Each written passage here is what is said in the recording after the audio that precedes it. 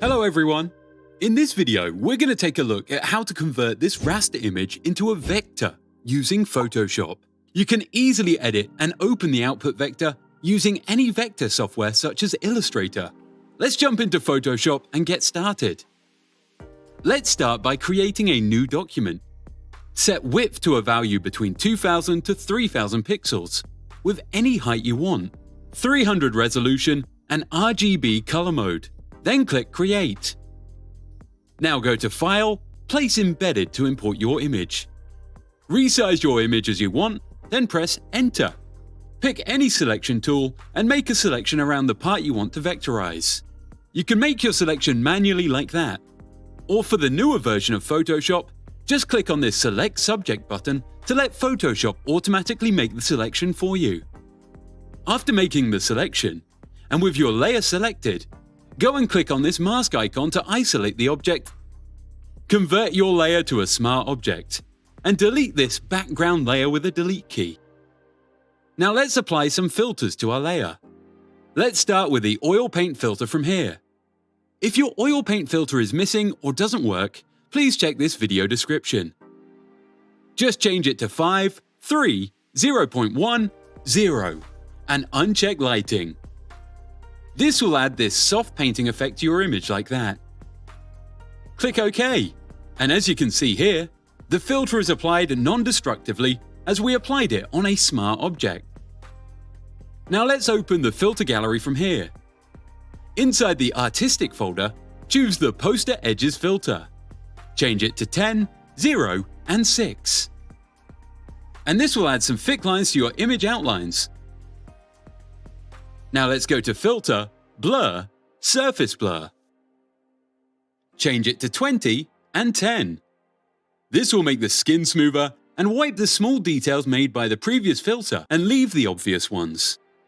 Now hold the Alt key and drag the oil paint filter above the Surface Blur filter to duplicate it there. Finally, let's go to the Unsharp Mask filter. Set it to something like 150, 8, and 8.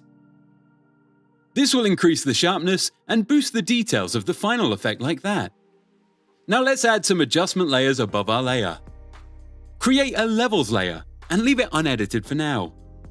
Create a Hue and Saturation layer, then drag the saturation slider all the way to -100. Finally, let's create a Posterize layer. And here is the most important part.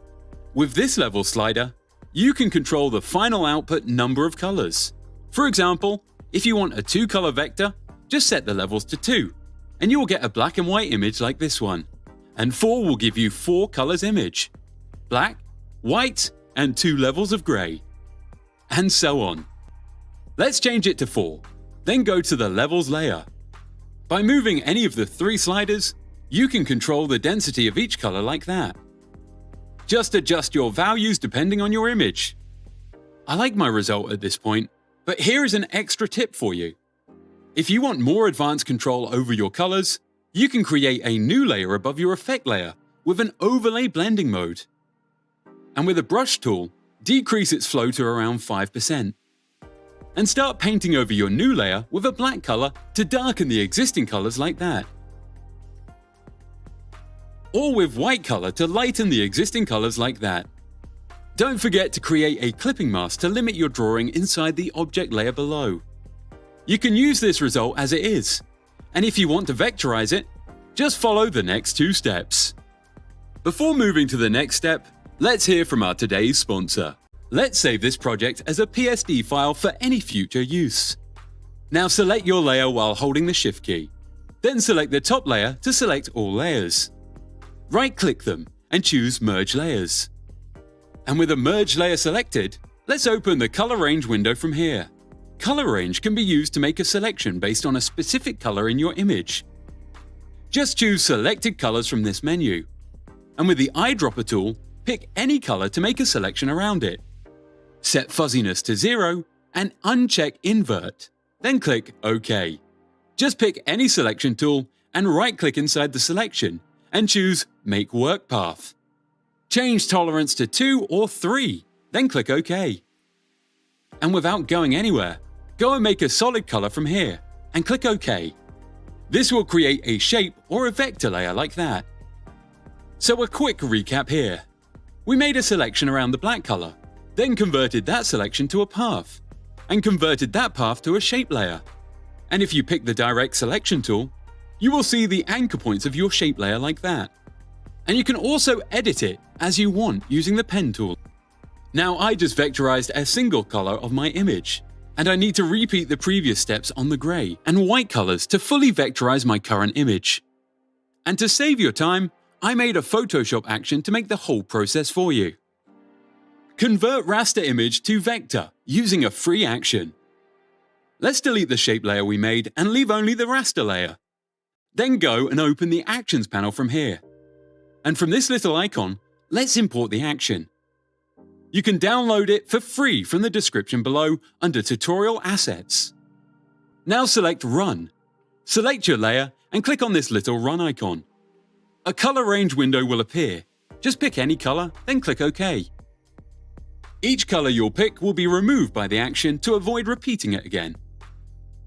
Just keep picking the colors until you have an empty document. And once your document is empty, close the current color range window to exit the action. Collapse the action, then delete this empty layer. Unhide all layers.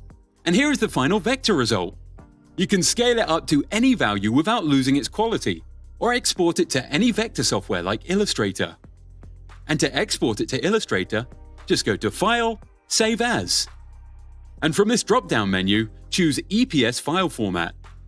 Make sure that Include Vector Data is checked, then click OK. You can double-click on any layer's thumbnail to change its color like that. And that's it for today. Thanks for watching.